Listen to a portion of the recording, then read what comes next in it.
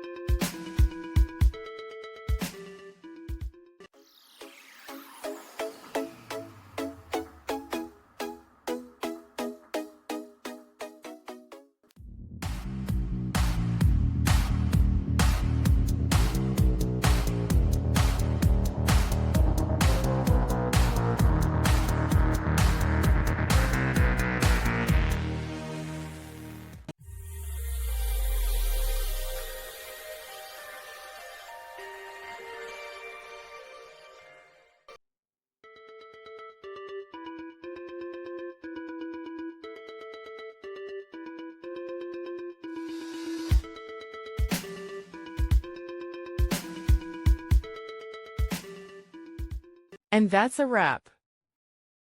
I hope you found the answer you were looking for. If you did, take a second to hit that subscribe button. It really helps out.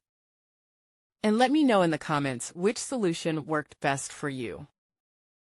See you next time in the debug zone.